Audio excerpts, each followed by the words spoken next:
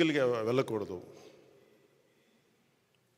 మనం ఎంతసేపు బలాన్ని ఇచ్చేవాళ్ళం అవుతున్నాం కానీ బలం తీసుకునే వాళ్ళం అవ్వట్లేదు. మనం అంటే మన ఇన్ని స్థానాలు తీసుకోవాలి, 53 స్థానాలు తీసుకోవాలి, 70 స్థానాలు తీసుకోవాలి అంటే ఇవన్నీ తెలియని వ్యక్తిని కాదు నేను.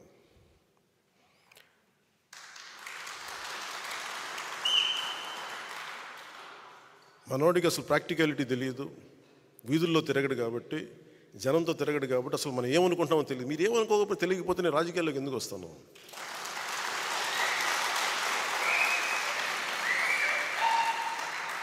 నాకేమన్నా సరదానా అవివేకమా? నాకేమన్నా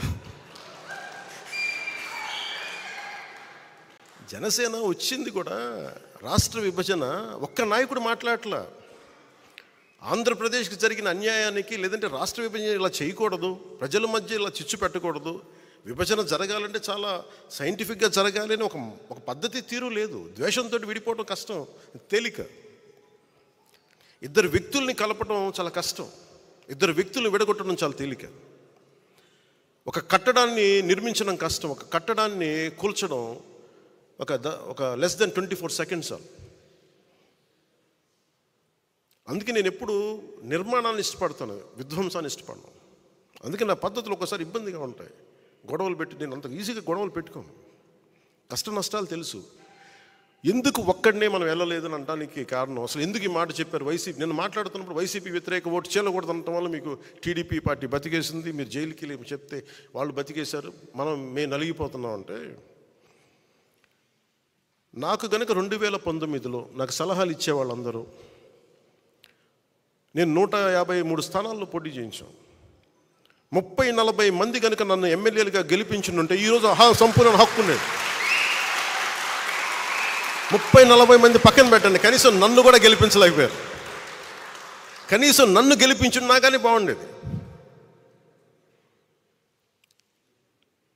30-40 స్థానాల్లో పెట్టి కనీసం నన్ను గెలిపించిన ఒక్క సీటు నాకు గెలిచిగా నేను ఎల్లుండుంటే అప్పుడు నీకోసం నిలబడ్డాం, అందుకని ఈసారి నువ్వు ముఖ్యమంత్రి స్థానం అడగండి, ముందుకు వెళ్ళకూడదు పొత్తానంటే అప్పుడు నేను వింటాను సంపూర్ణంగా. నువ్వు ఏమి మనకు రిజల్ట్స్ చూపించకుండా ఎట్లా అడుగుతావు? రిజల్ట్స్ చూపించకుండా ఎలా అడుగుతాం?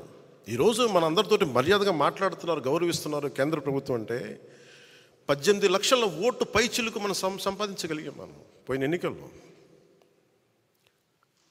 అది 6% ఓటు. అది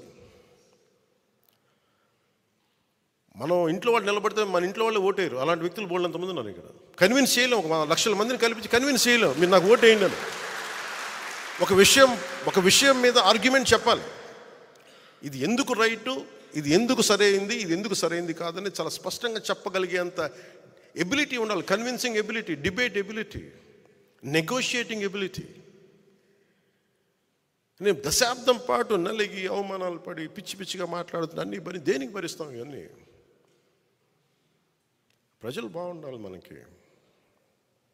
ఒకసారి ఒక ఎమోషనల్ గుడ్డిగా నమ్మేస్తాం మనం అందరం. అవన్నీ మారాలి. ఇవన్నీ